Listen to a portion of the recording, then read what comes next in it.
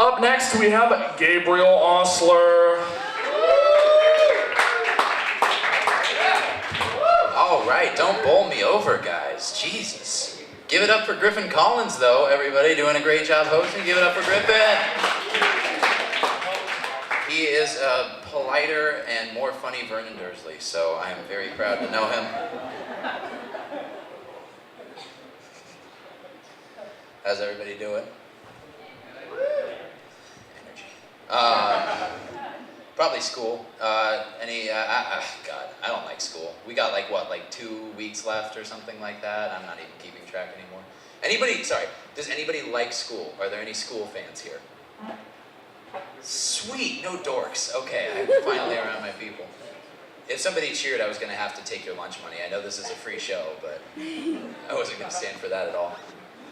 I'm almost done. I'm a senior, almost at the end of my first semester, so I can kind of look back now.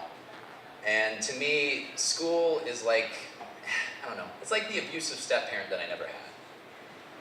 Because like, I can appreciate that they weren't ready for my arrival, and they did the best that they could with limited resources, but I'm still gonna spend like the next 40 years working through the weird traumas that they gave me.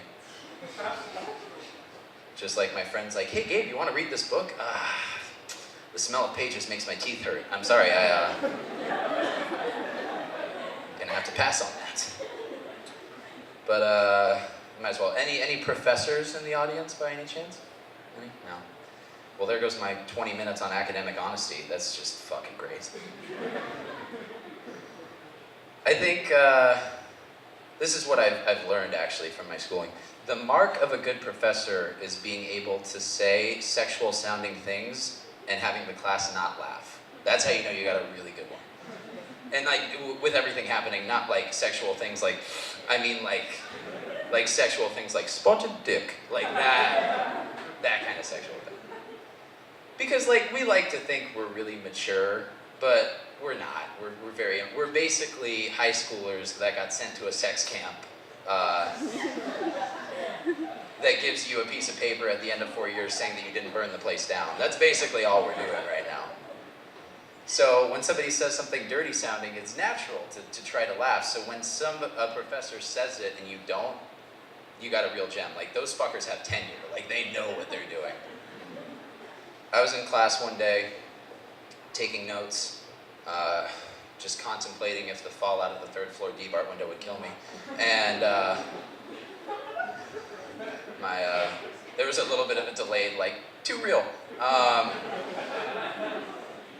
And my professor said the exact phrase, Wordsworth focused intently on nutting. Yeah, I mean, a little bit. And I didn't even notice until about 5 minutes later when I went back and checked my notes and I was like,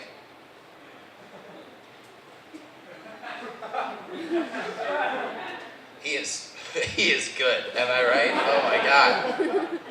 I thought they got rid of all the warlocks in North America during the Salem witch trials, but clearly, one slipped through the cracks. Giles Corey, he was pressed to death with heavy stones. Anybody else? Any Crucible fans? There was enough ashamed laughter over here that's like, yeah, I really liked Winona Ryder's boobs. Okay.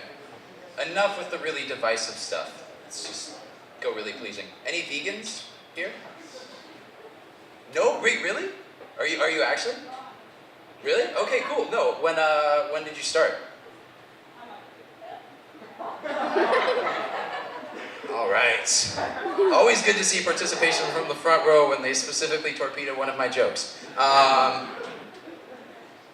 You're dead to me. So no vegans? Okay. I understand. Like, I really do personally think that everybody should be vegan. I'm just not, because I'm lazy and heartless. That's really all there is to it. Like, it's a very specific woo, sir. Yeah. So tell me if you feel this. I watched the movie Food Inc. while I was eating a chicken sandwich. Right back, yeah. That's why I was just sitting like, oh man, that's terrible. Just be glad you're not in there, buddy. Because that's what I really think, like, veganism I really do get, but there's just something that really off about the free range, cage-free, give cows the right to vote people. Like, it just doesn't add up, you know?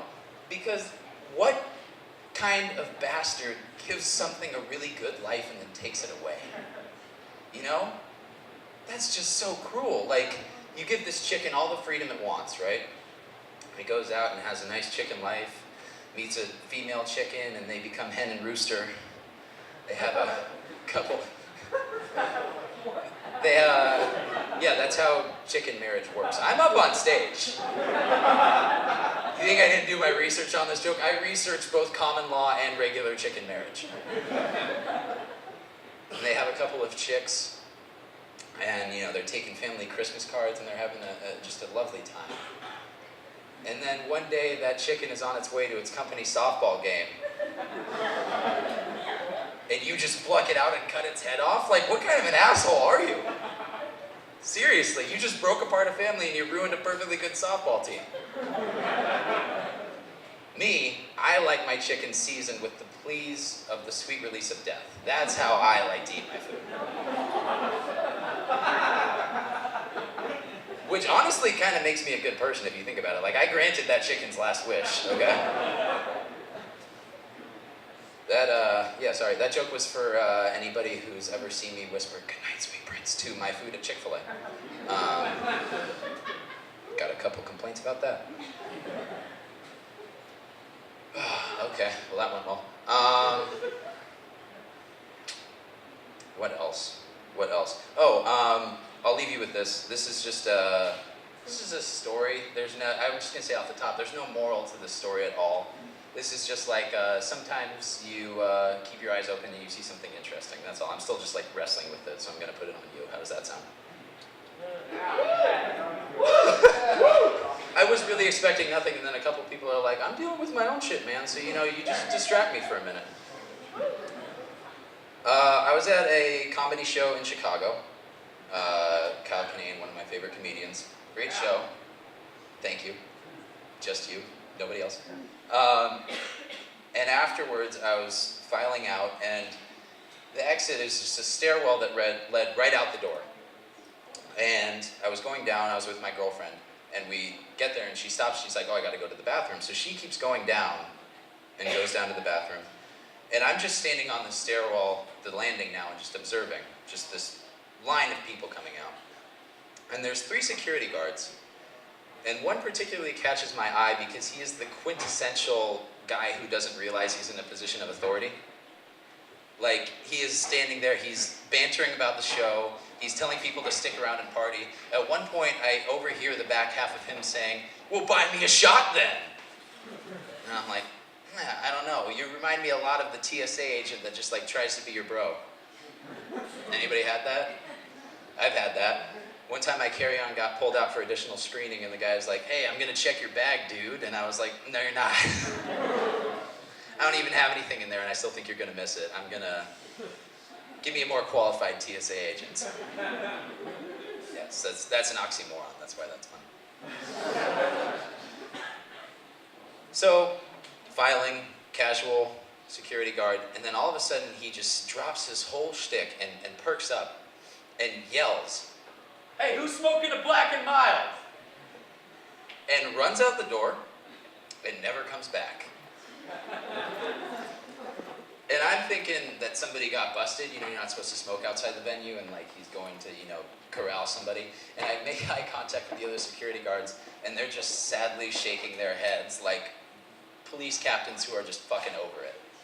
Like, they're just standing there like, "Oh, Stevens, what the fuck am I gonna do with that rookie?" And he never came back. I should have known because there was no question in it. There was no like, is somebody smoking a Black and Mild? He fucking knew right away. It was like a cartoon character who smelled a pie on a windowsill. He's just like,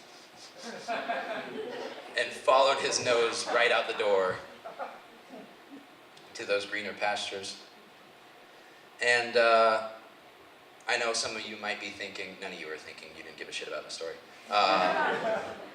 Some of you might be thinking, well, you know, hey, maybe he came back. You know, maybe he finally found what he was looking for in return. What you're forgetting is I was waiting for a woman to come out of the bathroom. Okay? Civilizations rose and fall.